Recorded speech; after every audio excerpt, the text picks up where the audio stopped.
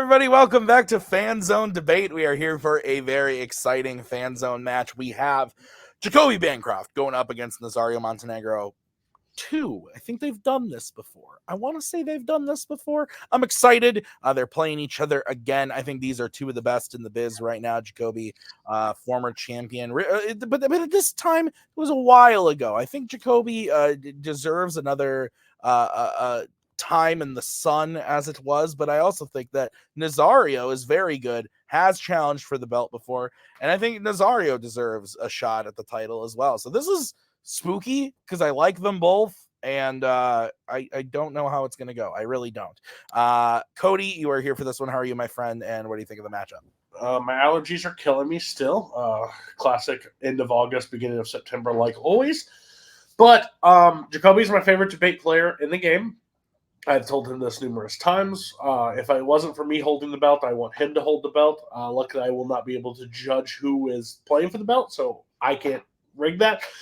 But the way he preps, the way he debates, and the passion that he has, I think is by far the best in the league. We've bounced ideas off each other for like debate strategy. I think he has a great mind for this. That's out the fucking window when Nazario is on the other end. I've played both of these guys for the title, defended my title against both of these guys. Nazario is the biggest wild card that you can possibly get. You can prep for one thing, and he will throw something that you would have never thought out at you. But the one person that is really good at a counterpoint that in this league is Jacoby. As long as he doesn't throw mean jabs at the person and call them an idiot, he should do well tonight. We'll see. Is that what happened, Cody? He called me dumb. I just want to say it on the record. Mark, he voted against me for my championship against Brian. I just want that on the record too. There's a lot against Jacoby tonight, but we'll see. Oh my God! All right, Mark, welcome. How are you doing, my friend? And what do you think of the matchup? I'm doing okay. You know what? It's always fun watching Jacoby come here. You know, I've said a lot of times, like just how just crazy I think Jacoby is as a debater. He's kind of like that guy, like Josh Hartnett's character in Sin City. Like, you know, he's all smiles and charm, and then when you least expect it, he just shoots you in the back of the fucking head. Like, and that's kind of how Jacoby debates. And then, but Nazario is the ultimate wild card. You never know what's going to come out of his mouth. Like, you can never really prepare for it. You can just kind of just show up and just see if you can handle it. He could cancel the show in a few syllables. Like, it's true. Now that I'm thinking about it too, I believe Jacoby's last match was playing for the title because he played for the title. So I don't think he was in the tournament that followed that, now that I'm thinking about it. So it's been a while since we've seen either of these players, Nazario, playing in that tournament. Made it into round 2, and then I wasn't there for that one, but I heard that he had many opinions about the outcome of that match. So let's go talk to Nazario right now. Nazario, sorry I wasn't there to help you, my friend, but the money was wasted. You play, but you lost to the future champ, the now champion, or I guess maybe champion, because we haven't shot that title match yet. We're a little ahead. But he won the title, so that's got to feel okay at least. Not a little bit, no. I figured I should have won that match in the regular rounds. I am completely okay with losing that. What's the last round name that I'm always playing and I keep forgetting? Yes. I fucked up. I know where I fucked up, and I know what I should have done instead. So that is haunting me, my nightmares, every fucking day. But we shouldn't have gotten to that place. It's my point. So yeah, that's not good. When did you play Jacoby last time? I literally cannot find it on the schedule. It was called Nerdgasm. Oh, Jesus. Okay. And he beat me on a fucking wrong side of the river question type thingy because we were arguing about the mummy. Yeah, there it is. Jacoby beats Nazario 3-2. So it was close. Yeah. It was in 2020. I still lived in Madison when we shot that. Man, to be fair, I at least I'll keep it close. I have no issue agreeing that Jacoby is probably a better debater than me, but that doesn't mean anything.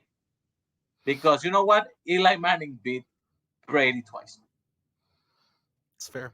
It's fair. Okay. All right, let's bring in Mr. Bancroft. Jacoby, lots of nice things said about you today. Does Nazario make you scared? Does he put you on edge? Because he scares me. Oh, absolutely. I just think he is one of the best wild carders, and he's a great debater of himself. He brings up excellent points and points that stick with you. And I think that's kind of very important for, and to get into the judge's mind and to make convincing points. But Nazario is great. I didn't realize it was 4 years ago when we debated each other, because I was just remembering it. I'm like, yeah, it was probably last year, right? It had to be then, because I remember key elements of it. So it's crazy that was so long ago. So I'm excited to do that again. I'm excited to be here. You're right. It has been just a little bit since I debated. Let's see if that affects me at all. Let's see what happens. This is going to be an interesting one for sure, because it's Nazario is the perfect person to pit against, because you like that wild energy. So I'm excited. I'm nervous, but I'm excited. Jacoby, did you win the title that tournament after you beat me? That maybe. Yes. I don't know. I did. Yes. So you guys Then played. everybody that beats me becomes champions. What the hell? Yes. Wow.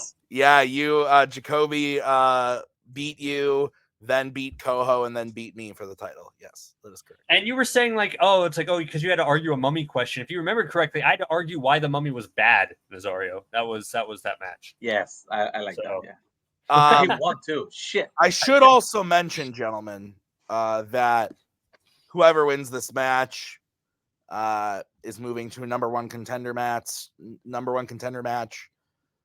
Shit. Playing the winner of the match that aired 2 weeks ago. Whoever wins is playing Kirk in a contender match. So we'll just let's just get into it. No pressure or anything. But that's what you have to look forward to. Let's do this.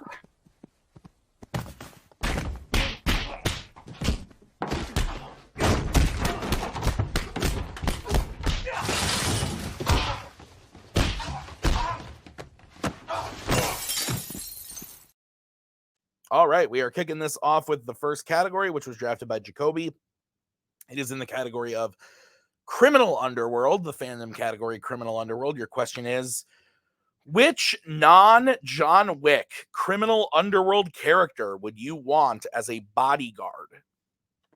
So, Jacoby, you are kicking this one off. You have 1 minute to open your argument when you start talking. I will come in to give you a 10-second warning when the time comes.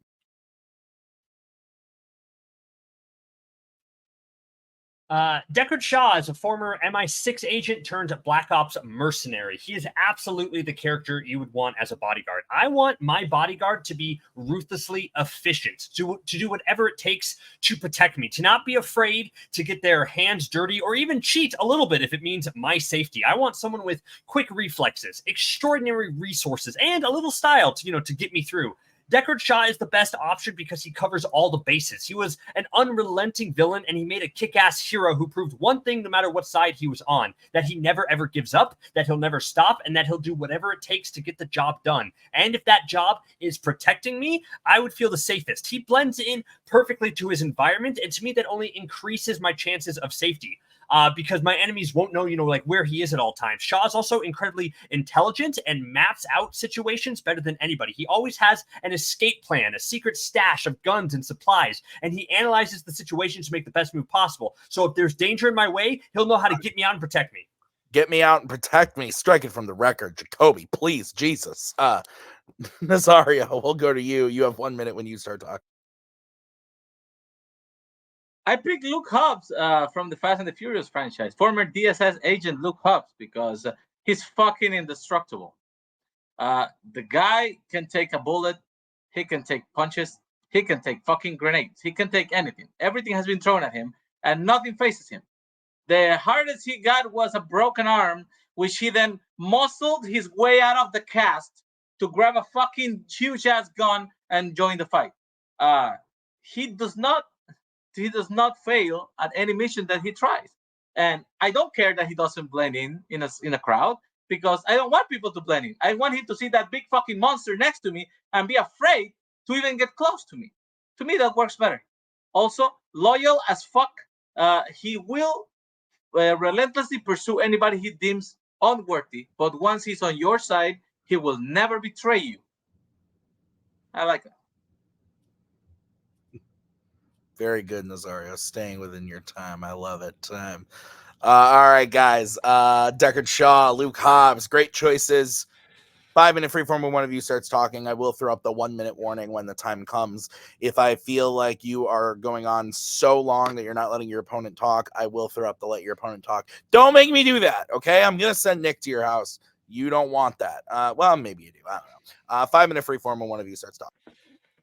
Nazario, you did bring up really points that I do agree with, is that Hobbs is indestructible, that he can take punches, that he can take bullets, that he's super strong and bust out. But you know who can't? Me. I can't do that. I don't care if my bodyguard is indestructible, because all that does is give him the challenge in order to keep going. He welcomes danger because he likes to face it head on. I don't want that, because you know who gets caught in the crossfire? The guy who he's supposed to be detecting. He'll be fine. I will not be. I want somebody who will more analyze the situation and evade danger and get me out of a situation instead of facing it head on. And I just think Deckard Shaw is the person to do that so much more better than Hobbs. He's supposed to be my shield. So yeah, if people shoot at me, throw arrows at me, try to punch me out, he will get in the middle and stop them dead cold. Also, like I said, he's loyal as fuck, unlike your guy, who's a fucking villain. Yes, he turned to the good side when it was convenient for him, but as long as the situation is not convenient anymore, he will just fucking betray you. What do you think? You're paying him enough? If somebody wants to kill you bad enough and they offer him more money, he will fucking split. That's the guy you pick. No, because if his job is to protect me, then as you said, he's going to do his fucking job. And that is what makes him so dangerous and so great for it. Yes, you are right that Hobbs is incredibly loyal, but you know what loyalty means? It means he has so much more to distract him. The problem with Hobbs is that he is also ultimately such a good guy that yes, he's going to care about me, but he's also going to care about everybody around him. If other people are in danger and I am also in danger, he has to take into account to save everybody. Shaw, on the other hand, if his job is to protect me, then he doesn't give a fuck about anybody else. And that's fine with me. You know what? Because I want to survive here. That's why I want him to be the bodyguard that gets me through everything, because I know he is loyal to the mission and the mission is me, while Hobbs is loyal to the world and good stuff. And that's what makes, you know, everything more dangerous and for the person he's trying to protect. If these movies have taught us anything, is that the only thing people are loyal is to family. Are you fucking family? No. Well, Deckard Shaw, Owen Shaw, and his mama are his family. He doesn't even consider Hobbs in fucking Hobbs and Shaw or the Toretto guys his family. He will support them if it's convenient for them. That's what I'm saying here. Your guy, it has all the skills in the world if it's convenient for him. And money drives him. He has shown this as the fucking villain. So if somebody takes more money for you, he will betray in a second. And yes, I don't care that Hobbs saves fucking 50 people around me. He will still find a way to save me because that's who he is. He's the human Hulk, not being the Hulk, while at the same time being able to fucking survive like the Hulk. You're and making yes, I'm family because he has shown that he becomes family when he's on your side. No, it's so the same thing does with Shaw. As you said, the whole point of these franchises is that everybody does become family. And everyone does become a family, and if you're dedicated to the cause, and that's what's going to convince him in order to stay on your side. Hobbs' issue is that yes, he has so much family that you know who has to take time off for his daughter's soccer games. Yeah, like I'm sorry that Hobbs has a family outside of his mission in order to go do. We've seen Hobbs be like, hold on, I know you have an incredibly important mission to me, but I need to see my daughter play soccer in order to do that. I don't want that person as my bodyguard. I want somebody who will be unilaterally focused on protecting me because that is his job to do it. Hobbs wants to protect everybody in order to do it. You do that with Deckard Shaw. If somebody tries to kill his fucking brother because he's been a dick on the other side of the world, he will also fucking leave you and go kill like 20 people just to avenge his brother. He already proved this in Fast 7. Like, he just put his family ahead of everything, and he doesn't consider team-ups family. If you become friends and you become close with Hobbs, he will consider you family. And yes, if he has a fucking soccer game for his daughter that he will prioritize, don't fucking hire him to protect you during that frame of time. You're right. You're right. Don't fucking hire him when he's going to do that. You can't schedule this shit, man. You can't schedule when you're going to be protected. You need someone who's going to be prepared at all times, no matter what, no matter when there's soccer games, no matter when there's anything happening all around you. How about if somebody's killing his brother? Hold on, Nazario. That is what's happening in these situations because you're hiring him to protect you, and then he's going to do that no matter what, no matter anything to do it. He is always going to have a plan in order to protect you. He has safe houses all around the world in terms of with guns, with stashes, with everywhere to go. He has contacts all around the world in order to protect you from everything. You know who has contacts? A former TSS agent who has contacts with the police on every single place. All the cops in Europe. Really loves he had Hobbs. Contacts in Brazil. He had contacts in the US. He has contacts on the good side of the equation. Who does he have? We have seen Shaw go out and meet out everybody that he has and be like, yes, I know this contact here. I know this contact here. I know this contact here. He was going to protect me most because he has the best stuff. Oh my God, this is phenomenal. Okay, Nazario, you have 1 minute when you start talking to Clay. When you put these guys on a balance, they're pretty even. True. They are both probably very trained, very worthy, very weapon savvy. But my guy isn't fucking invincible. As I mentioned, in the movies, he has demonstrated that he is indestructible. And if you want somebody indestructible between you and a bullet, between you and a killer, yes, he will probably save 20 more fucking people and he won't let anybody die. But guess what? He won't let you die either because you're family. Because once you get to him on the good side and you keep being that good guy, he will protect you no matter what. And if the other guy is a villain, he will just, loyalties are for sale. Somebody will get him to betray you for something else, for money, for a better deal. And yes, he will protect his family, but guess what? You're not his fucking family. He's a villain. He considers his brother and his mother family. Even when he helps Toretto and when he joins Hobbs, it's always reluctantly. He does that in spite of himself.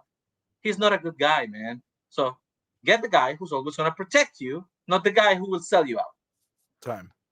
Okay, we're going to move over to Jacoby. Jacoby, you have 1 minute when you start talking. Shaw is the perfect person you want as a bodyguard. Yes, as Nazario kept saying, Hobbs is a beast of a man, but I think that's the exact type of person that you don't want as a bodyguard because then all my enemies know exactly who I am and where I am because he sticks out. And they know if he's a big, gigantic, hulking beast who can take all the bullets, you know where all that damage is going to go? To me. They're going to find a way around him because they're going to be quicker, more ruthless, and all that sort of stuff. Shaw is efficient. He's able to blend in with the crowd. He's able to get me out of any dangerous situation. And he's also just generally better to be around. Does Shaw need time off to go to his family sort of thing? No, Hobbs does. Nazario keeps saying he's a villain, he's going to betray you. No, Shaw has shown that when he has a job to do, he's going to do the job. And the framework of this is that his job is my bodyguard. So that's why I feel the absolute safest in this thing. Shaw definitely has more resources than anybody in his arsenal in order to protect me. He has stashes of everywhere. He always knows how to get out. He always knows how to beat every situation. He has set up plans and counterattacks and everything. Hobbs' strategy is, hey, come on, attack us. I can take it, which is great for him. Not so much for me. Shaw's going to protect me better. Whoa, Jacoby. I love you. That's so funny. You do it every time, and then you know it. There's a delay. There's a delay. I get a little bit more. I don't know about that. I don't know about that. Oh, that was funny. Yeah, you want to delay the countdown by 5 seconds so you can get it out. But you're just running. That was great.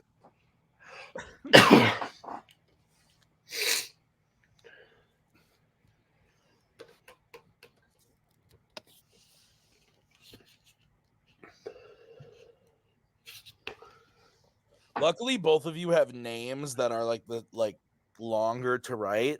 Last night it was hard between writing Cameron and Kirk. I had to get. Well, you didn't have that problem. Burn. I voted for Kirk every time. Whoop-de-doo. I thought he played 5 better. out of 5.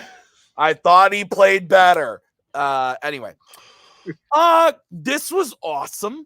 Love it. If this is the energy we got for the night, I'm here for it. I am all about this. And 2 great picks and 2 great arguments for and against their opponent. I thought this was fantastic.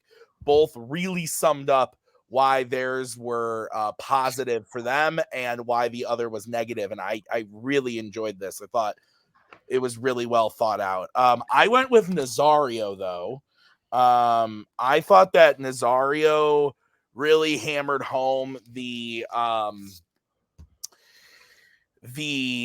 whole Deckard could there is that potential for Deckard to find something more interesting than you and run away from the problem. I think Jacoby did a good job of saying, like, well, if I'm paying him, he's working for me. That is the thing.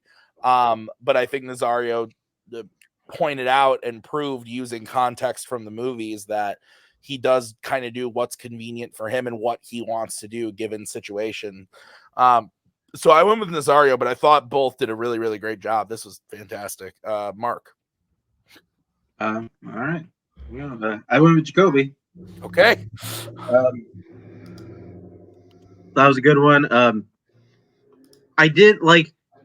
I feel like, at least for the most part, I think at least Jacoby's response to the, well, like he's a villain, like he's gonna find out. I do think kind of Jacoby at least had a somewhat good answer for that. I think also there was this kind of neat moment in the fight where Nazario kept hammering home that Deckard is a villain, and then Jacoby kind of weirdly turned that into a strength when he kind of said, "Yeah, like, well, Hobbs is a good guy and he cares about people," and in a way, like, it's a good thing that Deckard doesn't, because his sole mission is going to be protecting me, and like it was a weird point. Then like, oh shit, like it was something like I didn't really think about, and I feel like kind of Jacoby was just a little bit more creative in this one, so I gave it to Jacoby for that. All right, Cody, your vote is deciding it. Where are you going?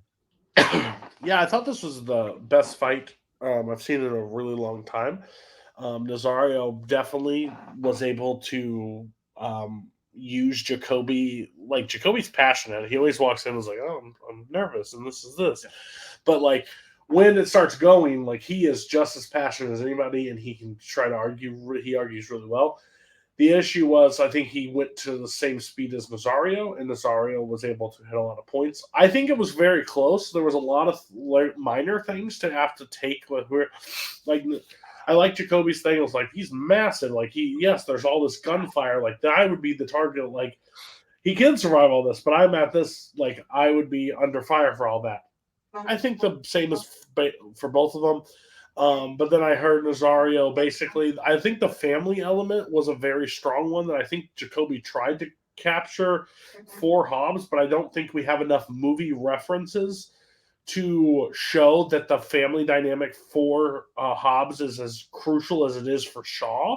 So that's why I went with Nazario. Me and Tim agreed on the first one, crazy things, but that's just where I ended up being. But I think it was a lot closer.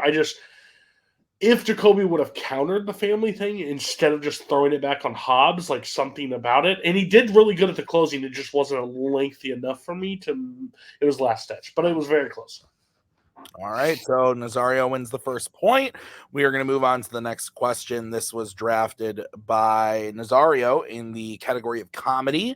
Your question is what?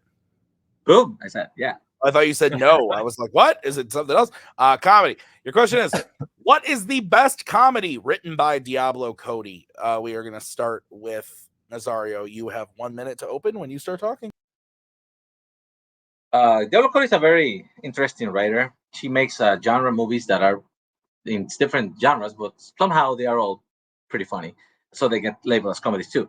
I think she was developing her style, and this is her third written film. I'm picking young adult, because I think that this is a very, very funny movie in a very subversive way. It's a very dark comedy because it's about a woman who basically escaped her town, and she has arrested development. She never became a real adult. She writes young adult movies, which is hilarious because it's basically where her mind's at. She acts like a teenager, and how she thinks that she's so much better than everybody in this small little town that she left. And then she gets drawn back into it because her ex-boyfriend from high school called her to invite her to his fucking baby shower, and she believes this is an opening to get back with him, even though he's married and just had a baby.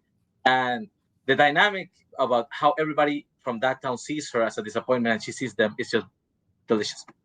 Time. All right, we're gonna move over to Jacoby. Jacoby, you have 1 minute when you start talking. Best comedy written by Diablo Cody is Juno. Comedy is so hard to break down. Yes, I agree, but I can pinpoint all the different ways that I think Juno is funny. On a basic level, the script is just full of straight zingers. It's sharp and unrelenting in its dialogue that perfectly captures like a young spirit, but doesn't lose any sort of edge. It's funny on a character level, where all these well-drawn character types, meaning the promiscuous best friend, the meat and potatoes dad, the uptight and rigid potential mother, the kind of sleazy Jason Bateman, the intimidating stepmom, all these characters are funny in their own right and by themselves, but they're also super funny with their interactions with one another. It's funny on a visual level, as there are a ton of just funny sight gags, ranging from, hamburger phones to runner penises flopping around to just finding the funny in the mundanity of suburbia. It's funny at every single level here, that a movie can be funny, and that all comes from the writing of Diablo Cody. It's funny in a heartfelt way. It's funny in an awkward way. It's funny in all sorts of ways, and I just think Juno is the best comedy. Be sure not to go over this time. Thank you. Guys, 5-minute freeform when one of you starts talking. Oh boy, what Juno is a very rookie attempt to be funny. What you might find funny might be cringe for other people. Let's see some examples, like sausages hanging out from shorts and hamburger phones. How about a script written by somebody who thinks they're hip and they are actually just dating a movie on a specific era where nobody really identifies with anymore, like making things like Wizard, like from Star Wars, Honest to Blog, Fuck it Thailand, Homeskilling, that's a good one, Honest to Blog. Who fucking says Honest to Blog anymore? The movie is just a time capsule of a moment where it wasn't really funny to begin with, and now you want to call that the best comedy 15, 16 years later? Okay. Yeah, no, I disagree with that, because I do think it was made for the moment, and it has, but it captures what it was like in that moment and finding the humor in all of those situations. You say it's like cringy in order because everyone talks in a certain, it's in a way that people talk and the way that they communicate, but through those communications in talking in that sort of 2000 sort of era, you find humor in every situation that they do. And I really disagree when you say, it's cringe comedy. Your movie is absolutely based on cringe. We're watching a self-destructive person make all the wrong choices as we wince and we say, "Oh no, don't do that." And that can get shock laughs. Hold on, and that can get shock laughs, but that doesn't make it the best comedy. Best character study, yes, I agree. Best dramedy movie that you have, yes, but not best comedy. Where Juno is funny in all these different ways without being just relying on cringe humor. This is the thing, man. Like, mine is cringe on purpose, not by accident. That ain't no etch a sketch is one doodle you can undid humskill it is an actual line from your movie, and it's supposed to be funny. In my movie, the two people that believe they are better than every fucking else is a guy who got beaten up into being a cripple and an alcoholic woman who cannot get over her high school boyfriend. And these two people converse between themselves with the funniest fucking conversations, believing in their fucking minds that they are better than everybody else in that town who are better. And the people in that town look at them on the opposite side, knowing how fucking pathetic they are. And every time they interact, they just make it funny because the both sides are thinking the same thing. The both sides are thinking that they're just better than the other person, and it's hilarious. You're right that it is pathetic that these are two damaged people. And hilarious. No, it's not hilarious when it gets it, because we're sad. We feel bad. We empathize for these situations. We empathize for Patton Oswalt, who does a dramatic turn here about how he was beaten up because he was assumed to be gay and now he is crippled. Mavis has a miscarriage with the buddy's baby, and that's the crux of the movie, the reveal that she is so alone for that she's trying to get back, and now that she's divorced there. It's not getting humor from the situation. She's also an alcoholic. It's very sad. Yeah, she is also an alcoholic there, and it doesn't do enough to find the comedy from that. It finds enough to find the sadness from it and the dramatic moments before that. You're criticizing the lines from Juno for being 2000s era hip, that the way teenagers talk. Guess what? Teenagers talk that way. Yes, they did. No. Yes, their friends talk with each other, and the way that they talk with each other, and the funniness of those situations of that dialogue that's so specific is Juno is interacting with the people like Jennifer Gardner or Jason Bateman, and even J.K. Simmons, who are offset by her kind of in-your-face sort of upfront style, and that's where the humor comes from. My might have a little element of cringeness, where yours is all based on cringeness, 100%, but mine cringeness is just a small part of it and makes it funnier, while also you can find humor on heartfeltness, on visual gags, on everything that you have on everything. Stop. Thank you. Silencio, old man, is also mentioned in this movie as supposed to be a funny line. I'm calling to procure a hasty abortion. It's another line that is supposed to be from a teenager in this non-cringy dialogue written comedy. Yes, I am agreeing. The movie I'm picking is cringe on design. It is supposed to, because you are supposed to hate this person. And yet, Charlize Theron plays her as one of the most lovable persons when she has that facade. That woman wakes up from a fucking hangover, and in 15 minutes flat, she's full made up and she's acting like she's the nicest person in the world. And how she is on the other side, but in the end, she's just like hating everybody, finding them disgusting. This is kind of the funny part. This is the joke thing, man. The scene when she goes to the fucking hotel and they ask her for a reservation, she looks so fucking upset. Like, what, you're asking me for a reservation? This is a fucking Hyatt in the middle of nowhere.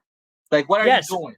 The movie's hilarious on a subtle way, not on a trying to be cool in your face way. Yeah, but you're still just identifying one specific part about teenagers talk through that. Your whole movie is based off that type of humor, that she is awkward in her and we cringe at everything. Yours is based on bad lines. Does have cringe on everything. It's not just based off bad lines. It's a movie that won Best Original Screenplay for a reason. It's because it's just a more honest portrayal of young kids doing cool, certain things. And they were not cool. It's because these lines are funny. They make us laugh. They do all these things. Jacoby, you get to close first. You have 1 minute when you start talking.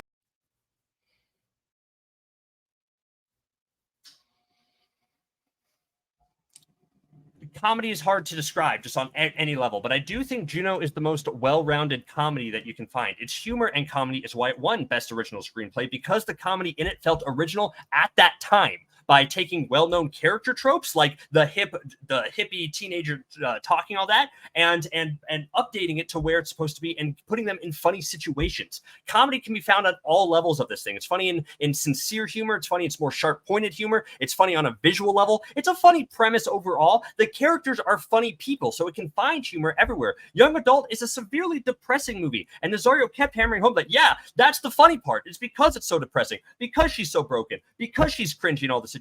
That's a one-note sort of comedy movie. It deals with, disabled characters who are beaten up for being gay, alcoholism, miscarriage, and all that is based in the same type of humor genre that permeates throughout the whole movie itself. It's a fine drama movie, and it's a good character study, but it's not an actual best comedy being comedy written here. It's a good movie, but not best comedy in any way that how Juno is. From top to bottom on every single level, besides just the cringiness, Juno is funny and succeeds in every aspect. Okay, let's go to Nazario. Nazario, you have 1 minute to close when you start talking. Okay. You say you won an Oscar. What the fuck are the Oscars, man? Suicide Squad had a fucking Oscar. That's just not a measurement here. The thing with Young Adult is that it is actually subtle. It is it starts with this note of very broken, sad characters trying to interact with each other, assuming that everybody's worse than them. The movie finds humor in the darkest parts of the human essence, which what makes it great. Juno is way more obvious, and it is trying to be hip. It is trying to be relevant. And yes, it probably got some recognition because of the stupid dialogue that was aged 6 months after the movie came out. My point is, this is the third screenplay by Diablo Cody. She has a more developed sense. She has a more complete essence in what she's trying to sell with the writing.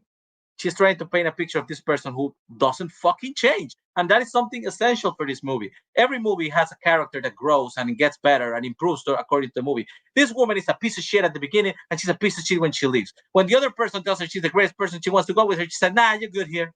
Time. Okay. We're going to bring in the judges.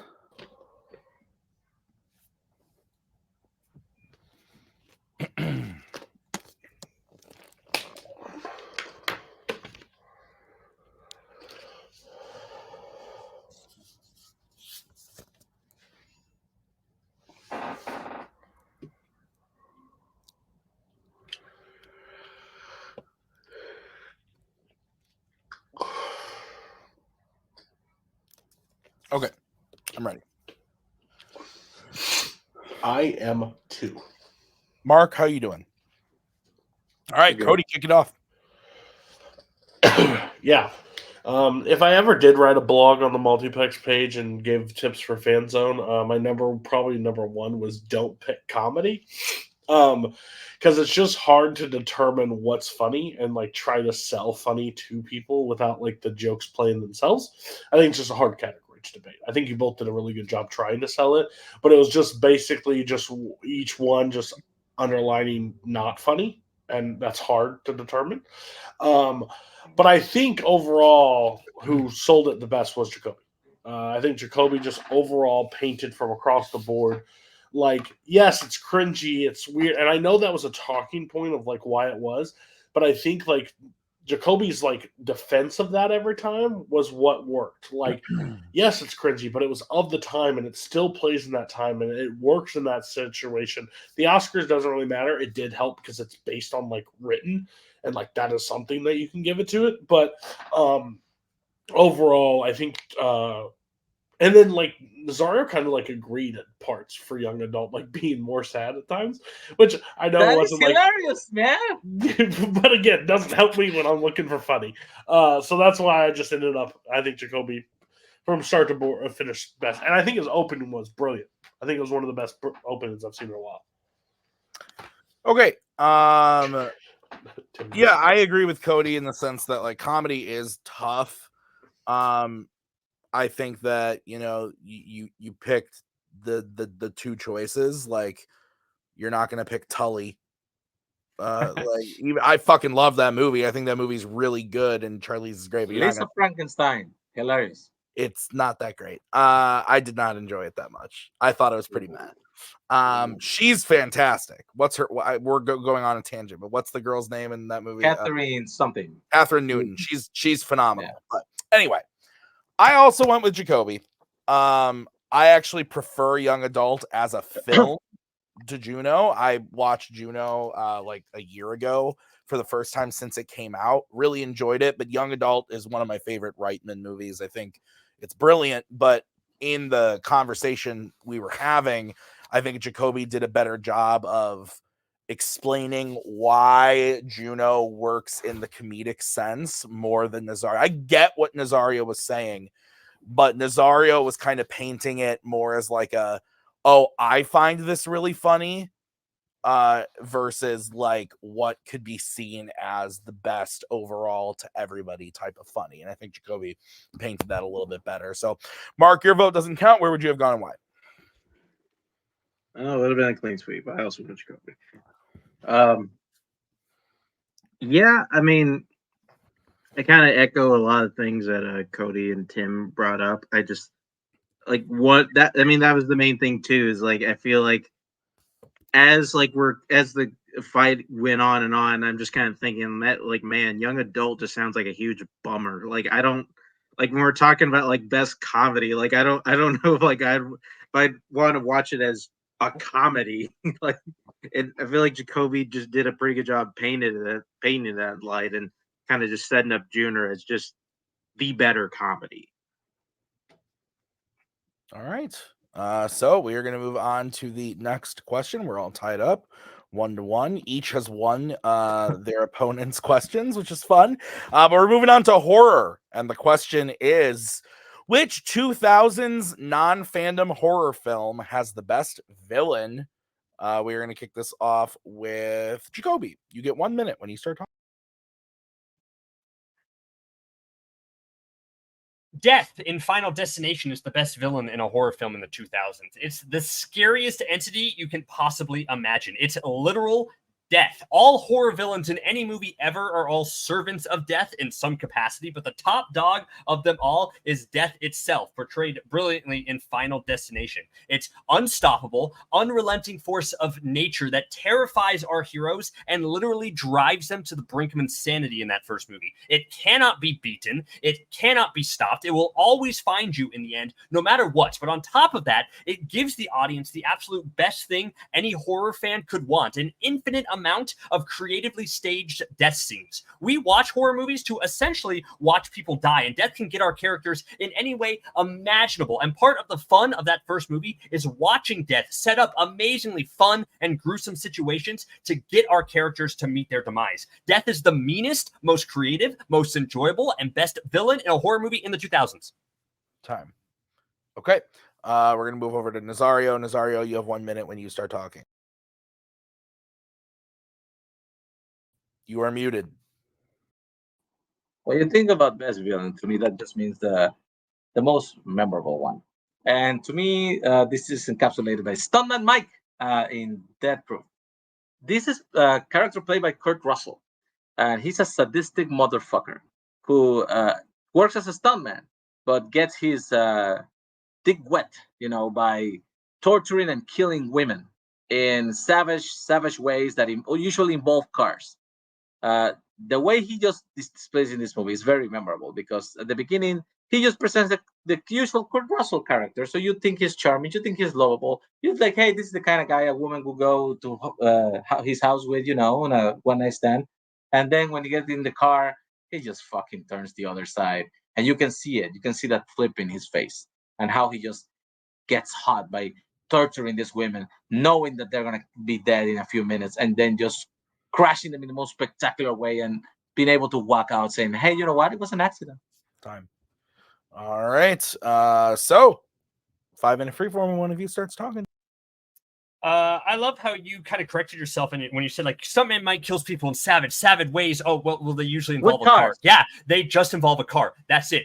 That's all he has. He has the car. He crashes the car. That's it. That's all he has. While death, on the other hand, can kill you in an infinitely amount of any way you can imagine, anywhere, in any time, and any sort of circumstance, death is going to find you. Stuntman Mike is fun. He's a little goofy. He's a little silly. He fits well in a B movie. That's B movies are like a dime a dozen here. But death is a little embodiment of something you can't escape from, and that's what makes it the best villain. While Stuntman Mike is so limited to just his tiny car that he crashes and then has to wait 14 months before he kills again.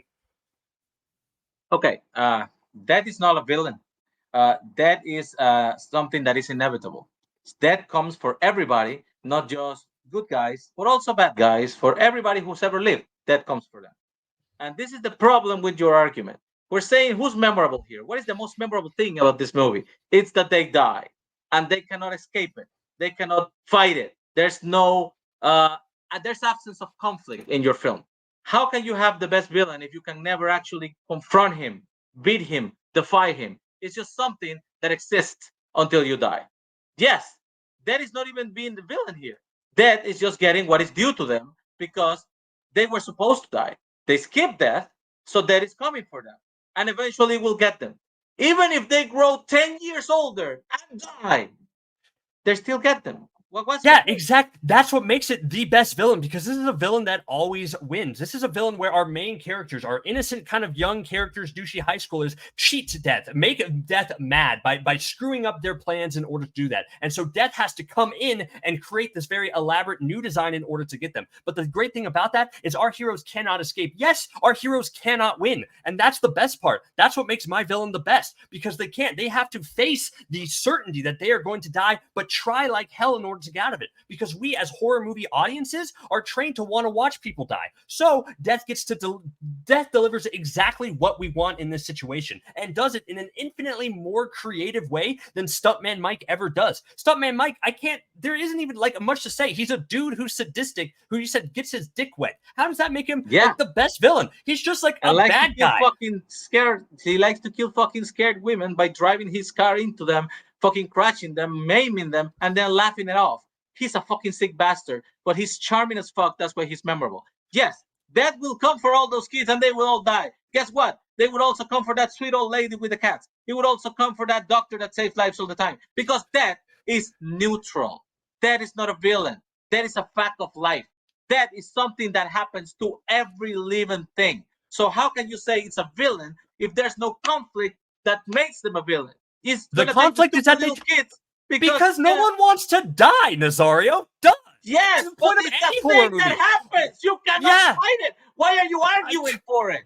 Because that's the point of the movie, that you cannot fight it. That's what any horror movie character does. That's what all the women in your movie do. Why did they just accept that Stuntman Mike is going to kill them? No, because you fight you fight back against it because they try. Yeah, so that's why he's an ineffective villain, because he didn't get his job done. While death cannot be stopped. You can try as you want to fight him all you want, but a horror movie itself is supposed to have a powerful villain doing its sort of things and to challenge our heroes and make our heroes question what is right and wrong. They have to question what happens after death. Can they beat death? Do they have control of their own destiny? Is it fate versus free will? Can you go out on your own terms? Those are so much better themes in order to fight for, in order to Stuntman Mike. But they're up against an unstoppable best villain. Die. Listen to yourself. Doesn't matter. Free will, fate, predestination. Is it written? It doesn't matter. They will die anyway. Yeah, but the journey to become a villain, you need conflict. There is No, no but the conflict journey- in your movie. Your the movie's journey to conflict get to doesn't exist. the joy of the horror movie is watching these elaborate destinies. Some man might crash as people, yeah, That's but another Final thing. Destination. That's like, okay, Final that's Destination. the best Hold visual on, gag. Nazario. That's Nazario, the hold on. Nazario, the computer explodes, slashes necks, houses explode, knives go in, electrocution, strangling, plane explosions. Death finds all these different ways in order to get you. And the fact is that you're trying to escape it. That's what anybody in a horror movie is trying to do. And Death gives us the better option to do it rather than just one car and one guy. Death can come get you It's not one car. And that's what the best villain is. It's a guy in a car. The best villain is the one who has no rules. So has no the conflict is us watching these and wondering if these characters are going to survive and escape these fun situations. I don't know what you're talking about. Time. Okay, here's the deal. Because we didn't have a ton of time left, Jacoby, you went on pretty long there at the end. You went on for like a good minute and a half. I'm going to give Nazario an extra 15 seconds on his closing. So Nazario, you get a minute 15 for your closing here whenever you start talking. The definition of a villain is somebody has a conflict with the heroes. There's a way you can beat him. There's a plan to get there. His death is just something neutral. It happens to everybody. It's neutrality. He's the epitome of fairness. He will take the good guys. He will take the bad guys. He will take the priests. He will kill the sinners. It doesn't do the same.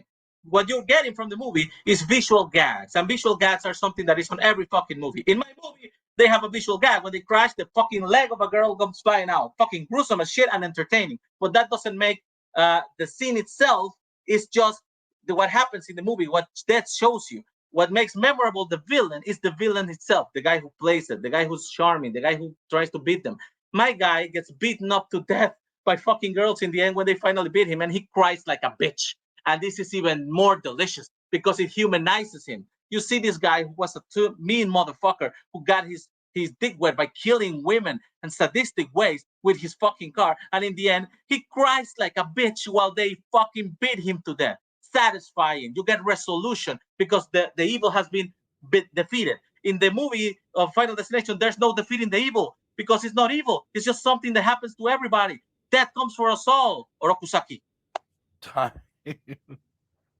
You've used the word delicious twice tonight. I don't know how I feel about that. Jacoby, you have 1 minute when you start talking. I interpret best villain in a horror movie in one that's successful. The best wins, and Death does always win. I also think Death is like just the scariest villain, which makes him the best. He can get you in anywhere, at any time, in any location, in any gruesome sort of way that you can expect. Nazario's right. There's no like morality to Death. There's no mercy to Death. And when Death has a plan for you, you're going to die. And that's the drama of these movies, because nobody wants to fucking die. They want to fight back and try to stay alive no matter what. So while we get to see these characters try to act out and try to fight destiny and fight free will, we get to, as an audience, get to enjoy Death, set up these amazingly elaborate sort of setups that allow them to get what we want as an audience, which is gruesome sort of death. Stuntman Mike is so just limited as a villain as just one guy in a car. He's just a tiny little drop in the pool. He cries like a bitch at the end. Nothing happens to him. He just gets his comeuppance. But Death is the meanest force in any horror movie. He's also the most entertaining force in any horror movie, and that's why he's the best villain, because he always wins. Whoa! Do we not have Law and Order here?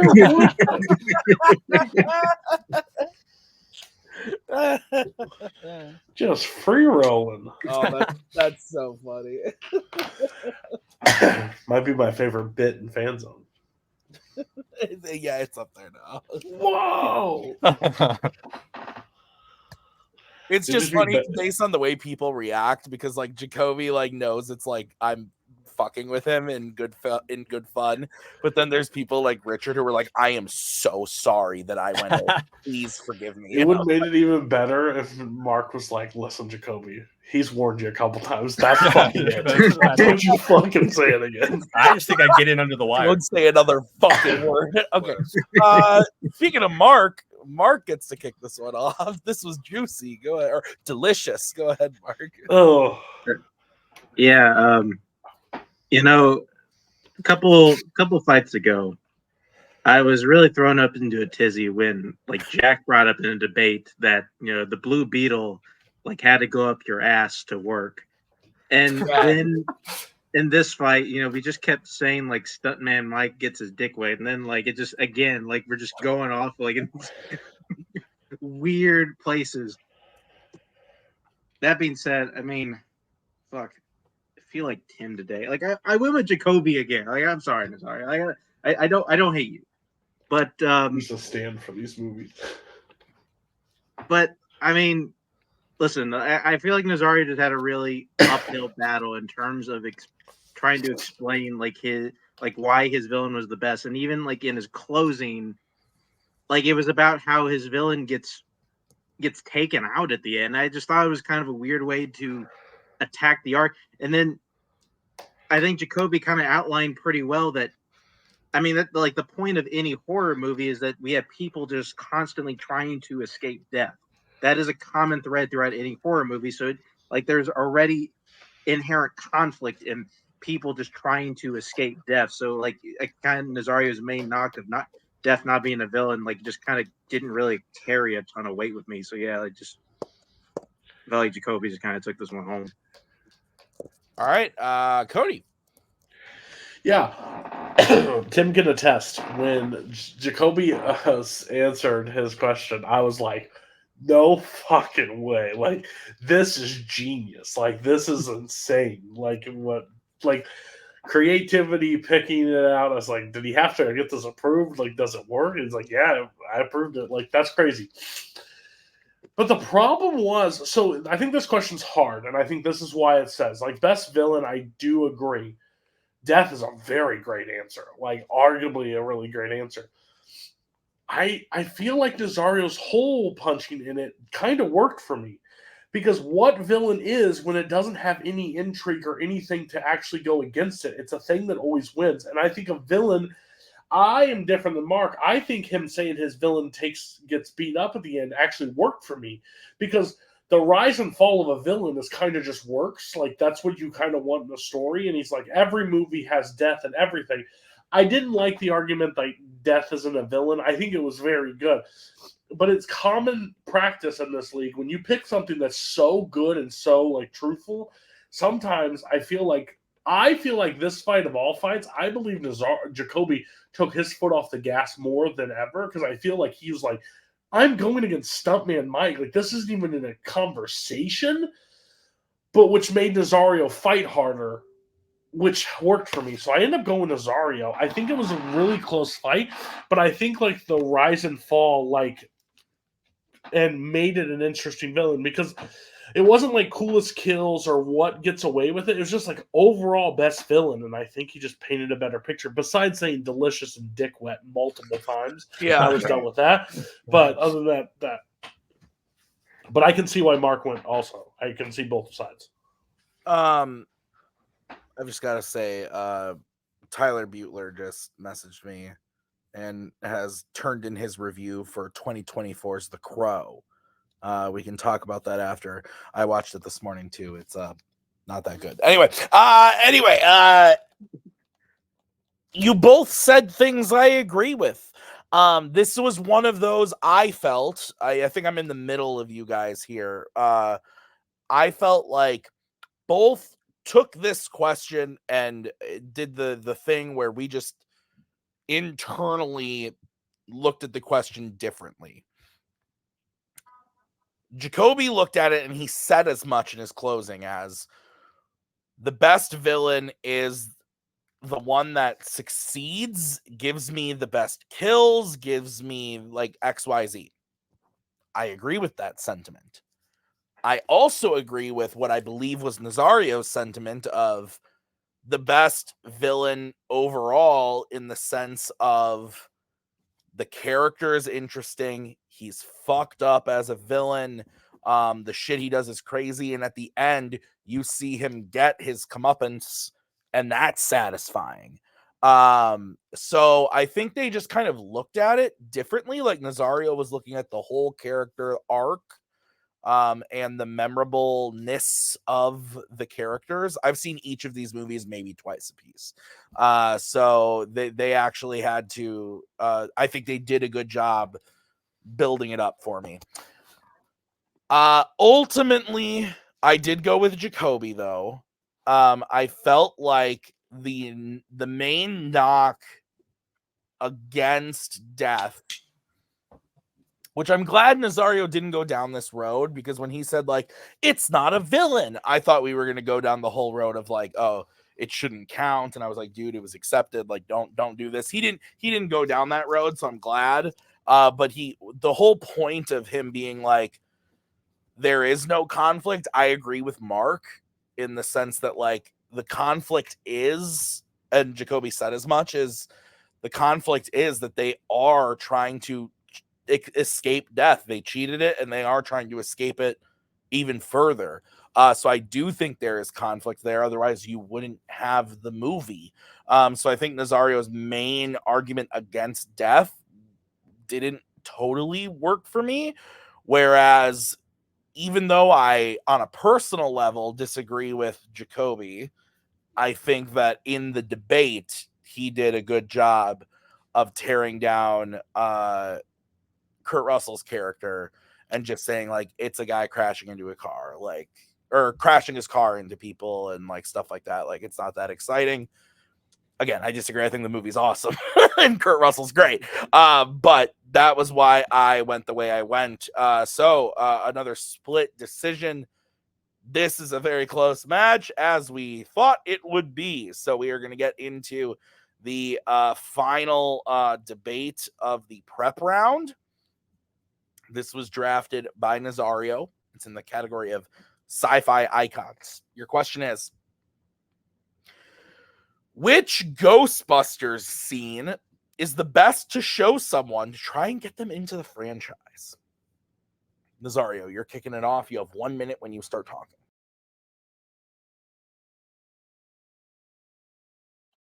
Fun of the Ghostbusters is the camaraderie and the conflicting personalities. You know, the nerds and the goofiness of Beckman, the nerddom of Egon.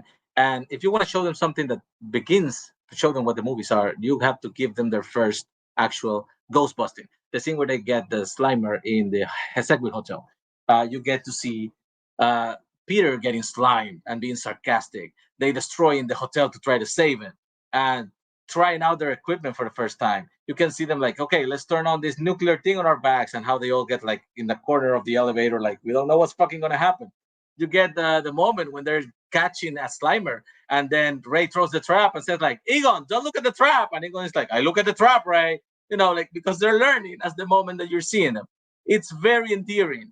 It is very fun to learn that these guys have developed this technology that nobody believes in them in the beginning, and they are just learning how to use them. And at the same time, they show you how they are using them, and it just fucking looks cool, because nothing is more cooler than a proton pack. That's fair. All right, we're going to move over to Jacoby. Jacoby, you have 1 minute when you start talking.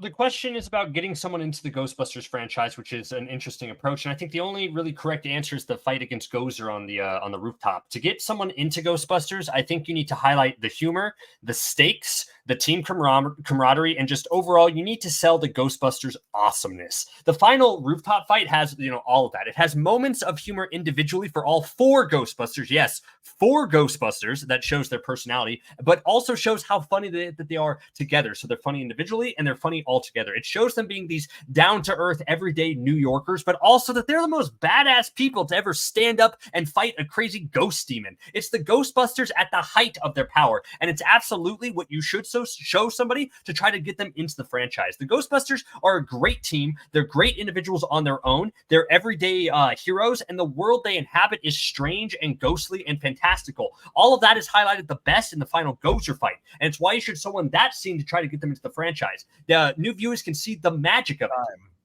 All right. 5-minute freeform when one of you starts talking.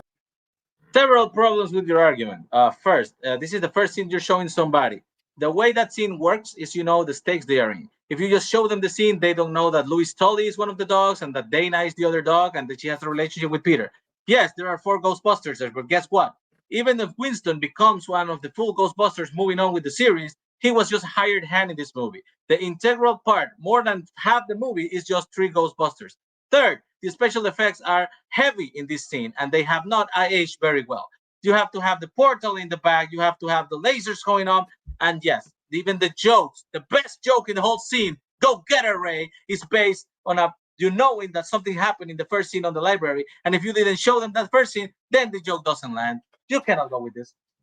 I think you absolutely can, because I think, as I said, it's the Ghostbusters at the height of everything. It's them coming together to look badass. You say there's nothing that looks cooler than a proton pack, but what I would prefer as someone that actually can convince somebody to do it, as opposed to them fumbling around trying to get the proton pack to work, all 4 of them in a line saying, "Ready," and pulling out their guns, "Set," ready to go, goes, and then blasting the Ghostbusters. That inspires a sense of wonder and awe in this fantastical world. You don't need to know that Lewis is a dog in order to this scene to understand the stakes of this world, that Gozer is a scary ass demon coming to wreck everything. The problem with the hotel scene, besides not having Winston, which is a vital part of the Ghostbusters, you might not think he's important. I do, but the fact that they're just kind of dicks in the Ghostbusters scene, in the hotel scene, they're mean. No, but they're better. Yeah, but that's not the scene you want to show somebody in order to get them in. You're not going to say like, "Hey, see all these likable characters doing these things." No, this is the guy who harasses maid staff. So you want to overcharge all these people. You want them to discover their dicks. No, I want them to see how awesome they can be when they're defending New York City against an existential threat, besides going off on their own in order to have many little side adventures in order to do that. My scene has them all together while also showing individual humors. As you said, one of the best jokes in that scene there, but it allows them in order to do stuff together, and that's what makes it better.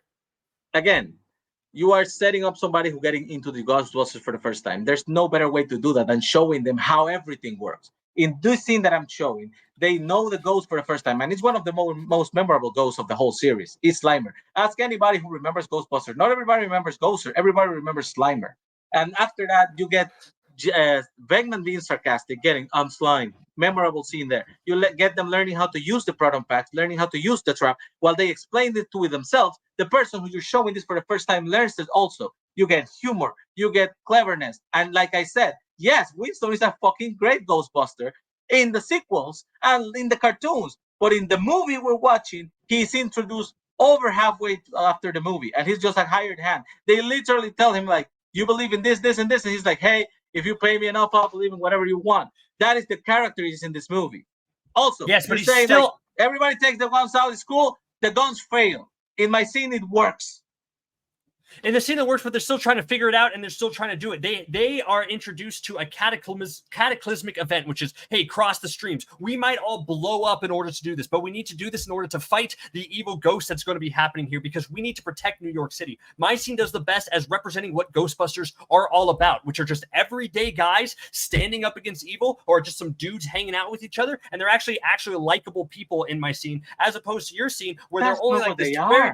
Yeah, they are in the hotel scene. They're mean to everybody else. They don't inspire any sort of thing. You hinge your argument on the fact that, hey, a viewer needs to learn how the rules of this works. I disagree. I think the best way to inspire someone to watch something is to show how awesome it is.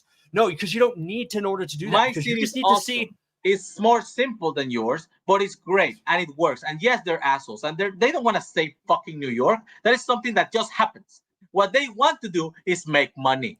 They want to make money, and Venkman finds a way to finance this thing by charging people for taking this problem away that he didn't even believe in the first place until he saw a fucking ghost. They get Slimer, and they go out and they say, "Okay, you have to charge him." Egon is just figuring out, telling him like, charge this with the fingers until he says $5,000, and the guy says like, "What? That's much money. I won't pay." And they're like, "Cool, we will fucking release the bag." That's who they are. Don't try to trick people into believing they're nice. I'm not trying to trick people. I'm trying to inspire the sense of wonder that Ghostbusters should inspire, and having them wander lazily around in the hotel in order to do it, walking around with equipment that they don't know how to use. I want to see them as a team fighting ghosts, because that's what Ghostbusters are about. I don't want to see some guys fumbling through it. I want to introduce somebody. I want to introduce somebody to a scene that inspires them to actually want to watch these characters do stuff and to see them how they got there. But you're tricking them into something that the movie's not. Okay, we are going to start with Jacoby. Jacoby, you have 1 minute when you start talking.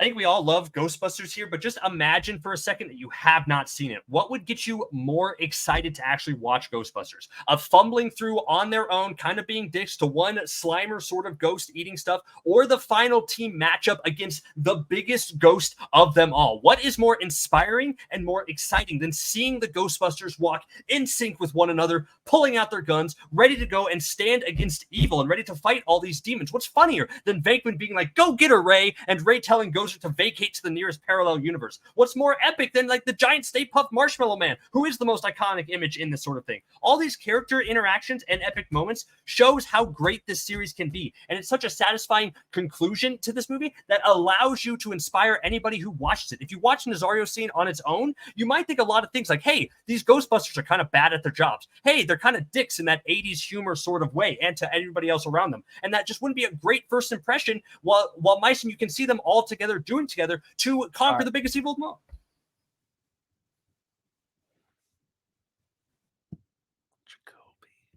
Nazario, you have 1 minute when you start talking.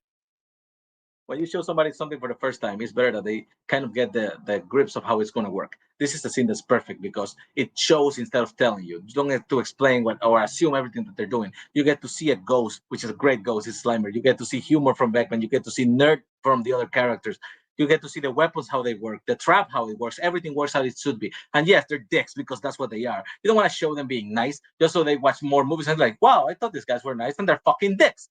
You show them the climax of the movie as the first thing. They don't even know what's happening. He keeps saying, "Go get her, Ray" is funny. You know why that movie's funny? Because it's a follow-up to the Ray's plan at the beginning saying, "Get her," with the library ghost. If you do not know that, it's not as funny. The effects haven't aged great. This movie is way more dependent on effect than my scene, and they don't look as good. Yes, they're cool when they all take out their fucking weapons. Guess what? They shoot and it doesn't work. Everybody gets fouled. Half of this scene is them lying on the floor like, how are we gonna do this? Gozer is kicking our ass. The movie doesn't really excite you the way the other one does. Okay, we're gonna go over to Jacoby. Or no, Jacoby already went. Jesus, losing my mind. One piece at a time. I think I was on that side. Yeah, it doesn't matter.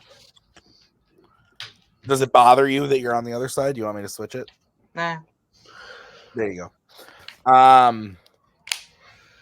Maybe it's because I rewatched House of Gucci today. I'm feeling a little off my rocker. Why?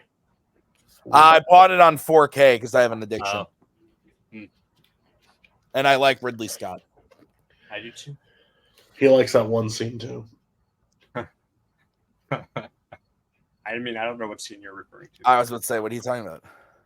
Lady Gaga, Adam Driver, extended long. Oh, their sex scene? Like, yeah. That's fair.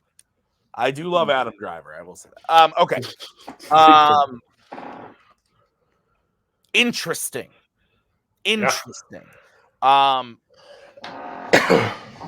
Would it shock you to know I have seen this movie one time? No. That would. I think I've seen every Ghostbusters film one time a piece. I liked most of them. I have never rewatched them. It's not something. So that being said, you two picked scenes that I remembered, and you were able to bring out the memory. I think I went with Nazario. And the reason why is I think the thing that got me was Nazario said something of, looking at the question, you want to get someone into the franchise. And I think Jacoby painted the picture of like the big, like, epic showdown at the end. The Marshmallow Man is, yes, very iconic. But I think when Nazario said, you're seeing a version of the characters in that scene that isn't necessarily representative of the whole movie. And you're trying to get them into it, and they're going to see something in this scene that isn't really what the rest of the movie really is. It took a while for Nazario to get to that point, but once he did, that really clicked with me, because Jacoby's argument against Nazario's scene was like they're arguing, like they're like fumbling around, but Nazario was like Slimer is super iconic. The first time you see the proton packs, it's like super exciting, and it is representative of what the characters are for pretty much the whole movie. And I thought it was just an added bonus at the end that Nazario threw in. The characters don't even really like do anything at the end. Like, yeah, they pull out their proton packs at the same time, and that's cool, but then they don't work. They lay around and are kind of like, what are we gonna do and stuff. Like, I thought that actually worked really well, so I went with Nazario. But we got 2 other judges. Mark, where are you going? Oh, you didn't write the 5th question for nothing. I went with Nazario here. Shocking, I guess the only time. But yeah, I'm in 100% agreement with Tim on this one. I think in terms of kind of what we're talking about in this question, I think Nazario had a lot of good knocks on Jacoby's scene, and I also resonate a lot with his core argument that we're seeing the Ghostbusters as who they are, and this is just a better representation of the characters and kind of who they are throughout the franchise. And if you wanted to get somebody just into the franchise, this is kind of what it is, instead of kind of getting this lightning in a bottle moment that we have, which is essentially Jacoby's scene. Cody, your vote does not count. Where would you have gone and why? Yeah, I think it was an interesting fight. I ended up going with Jacoby. So I disagreed with you guys. Hilarious. Huh? Just shush. Go, Cody, go. I went to Jacoby. I think Jacoby overall painted the picture. It's not the scene that I would have agreed with, and I think Nazario did a good job of like taking it down. But overall, I think the counterpoints that he was able to create were heavy enough that it just overall worked better for a selling point. Because I think showing the end of it doesn't really like that's an interesting choice, but I think it would have get people into it and that's how Jacoby sold it. But it does not matter to me. All right. So here's the situation. We are going to the bonus round. Nazario loves this. Here's what we're gonna do. I need Mark and Cody to keep their composure during this. So I randomized the wheel and to decide if it was going to be Fandom or Mayzone. I then randomized the remaining categories to decide what category was going to pop up from what you did not draft earlier in the match. You are each going to get 45 seconds. Then you are each going to get 30 seconds. I'm going to say the question and then repeat the question. Once I have repeated it, you will get to answer the question. Whoever says their answer first is going to go first. Any questions about how this is going to go? So wait, so you say it and then you repeat it. Sorry, I was trying to say Yep. You're going to say the question twice and then we're allowed to answer. Okay. Yep. Okay. The side of Fanzone that was randomized was Fandom. The category was horror icons.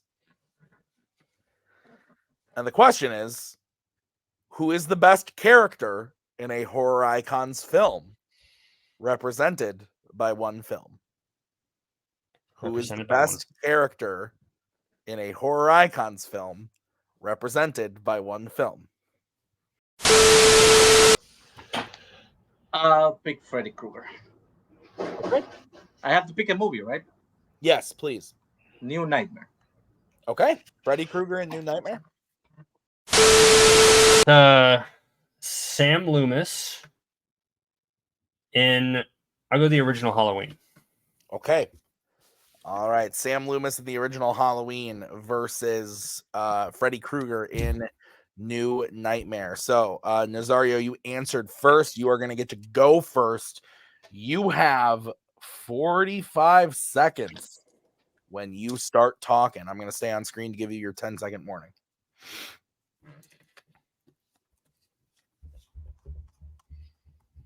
More than any of the other horror icon villains, Freddy Krueger is one of the most memorable ones because he is very dark at the beginning of the series, and then he becomes kind of a joke, kind of the funny, haha, memorable guy because of quippy lines. New Nightmare encapsulates the best version of this because it gives a reason why it has to come back to this darker version of it. It shows you that he was popular, he became this memorable character in different versions of the movie because of one thing, but how in reality he's darker, he's an entity, he's a force of evil. And this is what is demonstrated in this meta movie, before meta movies were cool, about how the origin of evil is. You remember him, you remember that burnt face, and they show you the over version of this character. And it's one of the most evolutionary versions of the character that you can see them being pure evil. Time. Evolved version. Jacoby, 45 seconds. I chose Sam Loomis in the original Halloween movie because he is the perfect character that actually paints the picture of how big of a threat that we have going forward here. He is a watchful observer who shows what the true evil is of this movie. He explains how dangerous of a threat that Michael Myers can be and sets the stage for how creepy and terrifying the thing is, because we know everything that the danger that he possesses because of Sam Loomis. While this big battle rages on between the babysitter and the killer, we have Sam Loomis stalking in from the sidewise, letting the audiences know exactly what's happening, but also creeping in and ready to make his big move at the end. It's an excellent performance that solidifies the ambiance of Halloween movies. The movie does not work without Sam Loomis as a character in itself, and he's the perfect side character, the perfect doctor in order to explain the evil. Nazario for 30 seconds.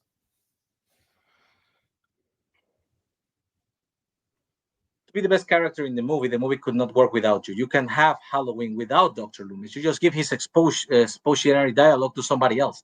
The movie has to work because it needs Laurie and it needs Michael.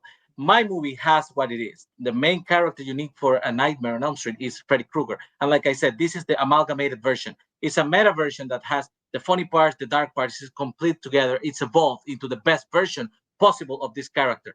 You can have Halloween without Loomis. You cannot have Nightmare without Freddy. Time. Jacoby, 30 seconds.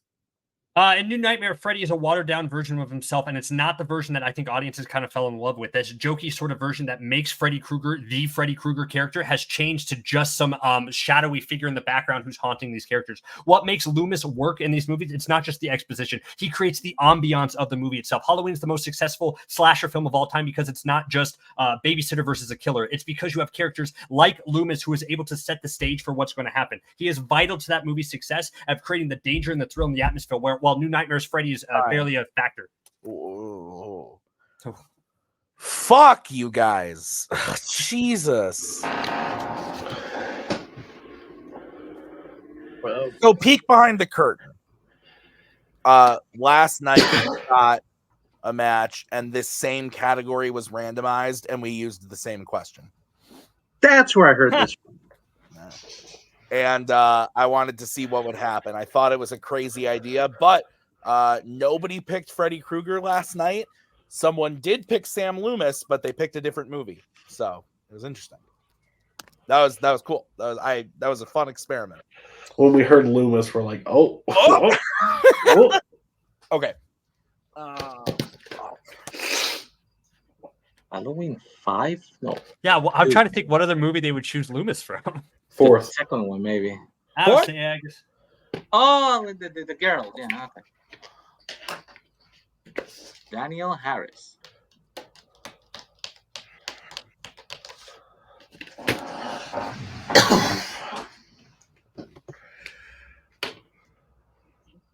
There's only 2 names you guys can write, just to let you know. I know. By the way, Jacoby, great fucking match. Yeah, that was great. We'll still get a message from Nazario after this. What the fuck? If he doesn't win. Last night, I think it took me longer last night to decide for sure. Last night was brutal, but this was a phenomenal match. I say last night like the audience was there 2 weeks ago. 2 weeks ago. This was That match felt forever. Well, I wish I could send both of you to the contender match, but I can't. Triple threat title contender match? What? No, we did triple threats once. That was a disaster. You did it wrong. Oh, trust me, I know. I wasn't in charge. Okay. It looks like we're all ready. Let's go to Cody. Me first? Yes. Wow. So I don't know. As somebody that had to deep dive all these movies at the beginning of the year, and it is burned in my brain. I thought of New Nightmare last night when the question was asked. I was like, if you're gonna pick somebody, huh? I said interesting. Because I think what Nazario describes is correct. I think it's the best version of Freddy that we do get on screen. It's the darker version of Freddy, but also has the jokes and quips. Probably best looking Freddy too. But I thought the second answer was Loomis from the first Halloween. And it's exactly what Nazario described. Or Jacoby described, of basically pointing out all these, like, he creates it. And I disagree with what Nazario said, is because you could do, I think it was a cop-out answer, but I think it was fair because he only had 45 and 30 seconds to say that New Nightmare wouldn't survive without Krueger. Shocking. Correct. But you could survive Halloween without Loomis. And the counterpoints that Jacoby did, I think, was the smartest thing he did. It was like, no, you do not get it. It separates it from being a babysitter slasher movie. He creates the ambiance. He does everything. So by the slightest of hairs, I will get a message from Nazario after this, but I went with Jacoby. All right.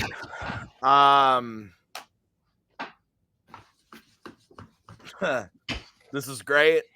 And I think we're in the same situation as we were a couple weeks ago. I went with Nazario. So Mark, I think, decides the match again. I think that's what happened last night. Here's the thing. Sam Loomis in the first one was exactly what I thought of too. I personally would have picked Freddy in the original, but I think Nazario's pick, he painted it really, really well. The reason I struggled with my decision on this one was, Nazario talked about in his 30 seconds what Cody said of New Nightmare does not work without Freddy. You can have the original Halloween without Sam Loomis. I thought that was really, really strong. I think Jacoby tried to combat that by saying, like, he brings the ambiance and the whatnot, and it didn't totally work for me. I think Nazario's point of saying, like, you could literally give any character that exposition dump. It doesn't matter that it's Loomis. And when I'm thinking about the character, bless you. And when I'm thinking about the character, I think Nazario did a better job. Again, I agree with Cody by the slightest of margins. But I think Nazario painted the better picture to me of the character, and why the character is the best, versus Jacoby was talking about Loomis as like a ambiance. He brings the this, that. I didn't hear a lot about, not a lot. I felt like Nazario gave me more on the character, why the character was the best and what the character does in the movie and for the movie. It was really close, but I went with Nazario. And so Mark, you are deciding this one. I'm stressed. Bucky is stressed, clearly. Go ahead. Yeah, no, this is I'm honestly not 100% sure like which one of the, because I like we did like you said, we did the speed round question already, and honestly, like, this one was just the first one's very good. This one was just as good. Yeah, like I think it both very good answers. I think Jacoby brought up Loomis in the way that he should. However, when Nazario went first, I think he brought up all the right points, and honestly, for me, he was really running away with this fight. Though, I think Jacoby's like answer to that is his answer. I think kind of like, honestly, for what you were saying, Tim, about kind of Jacoby's answer, was kind of the opposite of me. I thought his combat on what Nazario hammered away on Loomis was actually really smart in a way. Like Loomis as a character, I think just brings an ambiance to the character. He brings like a gravitas to the movie. I think he just kind of makes like the Halloween movie a bit more serious, kind of makes it more I don't know if fulfilling is the right word, but he makes it long lasting, I guess probably what I think what was I'm trying to say. But no, it's really close, but I do think like Jacoby found a way to dig himself out of a hole there that Nazario almost put him in. All right, well, that means your winner is Jacoby Bancroft. I have to cam off for a moment. So, Mark and Cody, would you guys please begin the post-match interviews by talking to Nazario? So, Nazario, I think you did really well tonight. I voted for you 2 out of the 2 main rounds. I didn't vote for you at the end. But overall, I think your fights were really strong. I think you guys were able to steal each other's points. I know it sucks to lose, especially the speed round is your least favorite thing in the world. But how overall are you feeling after it? And do you wish you did anything different? Feeling drained for some goddamn reason. I never get to win big. I only get to lose big in title matches. But every single other match I have, it's either split or the speed round. Mostly the speed round. And it's very fucking draining because then you look at my record and I don't know what, 13 and 12 or some shit like that. But then like all those 12 and probably most of the 13 are like speed round split decisions. That's like fucking flip a coin. And no, I had the fucking right answers. You just suck at picking them. That's fair. I completely understand. Uh, you lost. You're not going to play Kirk for the number one contenders match. But who, when you do come back, who do you want to play? And yeah. My fucking handling. Let's talk about dicks for 30 minutes. I think we're busy. That night. Yeah, I can set up the call for you. I don't know that we'll be listening, but we can see what we can make work. We could have a fun match. Mike's never I'll say won a one thing. match. I'll say one thing. Yeah. The most satisfying thing of the night is that Cody got what I was selling on the fucking Stuntman mic question. Because I just almost picked that first.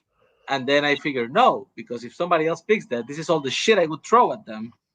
And this, I think it was a good, solid argument. So I avoided it. And I got really excited when Jacoby picked it because I was like, okay, so here we fucking go. At least it wasn't a clean sweep. It's fun that way. That's fair. Nazario, congrats on a match. Really well played. We will see you next time as we bring in Jacoby. Jacoby, you looked surprised there at the end. I was surprised, but I guess I shouldn't have been. It was split most of the night. You played fantastic, man. How are you feeling? Yeah, Mark did a little tricky stuff there because when you start off saying like it's like he did this, but Nazario did, you're like, okay, I know how that's going to go. And he did some trickery there, but no, I'm thrilled. I'm surprised. I'm excited. Would it surprise you guys to know that like I tried to come into this match as like I'm going to be calm. I'm going to be straightforward, and that was immediately thrown out like the first question, where I probably woke some neighbors there. I forgot how crazy Nazario, but he's a great competitor. I won the points I wanted to win, so I guess, and then speed round was crazy, but I'm very happy. I'm excited now facing Kirk again. I don't want to, but like in this match here, Nazario was amazing. He's always fun to play, and I'll see him again in 4 years. So I'll be back. Let's all agree to meet back here on this date in 4 years, and then we'll do it again. I'm happy. Thanks, but I'm thank you. Yeah, thank you all. I'm excited. That was great. Jacoby. Yeah. The last time you played Kirk, he threw things. He yelled. He sent you novels. He did. I read it. It's good. What are you thinking? How do you it's crazy. combat a crazy man? I know he's out there. Well, I just got to pick the better answers, right? Because I can't go into it thinking that we're going to top the craziness of that last match. I got to stay focused on my game. I know Kirk is going to prepare hella for this because he always prepares for these things. So I got to be ready. I got to see all the angles. And we're going to have a fun time. I'm committed to that being a fun time. Maybe it'll be the time I can finally beat Kirk at something after like 6 years of doing this. So fingers crossed there. But I'm excited. It's great. Let's do it. Let's go, Kirk. All right. Well, we'll see what happens. Jacoby, I'm super excited for it. Going to be a fun contender match. Let's get final thoughts starting from Cody. I have effing whiplash. Mark did the classic like pacing you lost. Like I was like, okay, well, he went one way, and he swerved right back to Jacoby, which is great showmanship, Mark. But overall, I think that was an incredible match. I think it's arguably up there for match of the year this year. I think it was back and forth. It was up and I think it split votes all night long. I don't think there was really anything, and they kind of just showed like mutual respect at the end. Like Kirk was pissed out the other night at me just because I kept voting against him. You kept voting against Kid. I think this one we were just all over the place. Like they had us all on a bunch of different questions that we thought was going to go one way, and it didn't. And I think Jacoby proved that he is. I think Kirk made some mistakes in his match. I think Jacoby made some mistakes in this match. Both clean it up before they play each other, but I think that match is going to be insane. I can't wait for that match. Yeah, Mark, final thoughts from you. Yeah, this is a great match. I very, very glad I was here. Definitely, and probably one of the better ones I've been a part of this year. Yeah, it's always fun just to watch Nazario fighting this. Just again, like he'll just say some weird stuff, and he just always has a way of like putting whoever he's arguing against just kind of off balance and kind of almost like making them fight his fight. And like, I mean, I guess I say that and somebody that voted against him most of the match, but it's still really fun to watch him play. I'll watch him debate 100 more times. And Jacoby just comes in here, does what he does, and it's funny. I think Kirk did say last time like he would bring up that Jacoby hasn't beaten him in anything, and like that's exactly what Jacoby said in the end. He hasn't beaten Kirk in anything. We'll see what happens. I'm excited. Thank you to Cody and Mark for judging this. Thank you to Jacoby and Mr. VHS Nazario for playing. I've been Tim. We will see you guys next time. Oh, and also thank you to Kirk and Brian behind the scenes for helping out. We'll see you guys next time with another great match. Until then, have a great night. Bye-bye. There we go. Thank you very much. Please come again. We have a lot more groceries.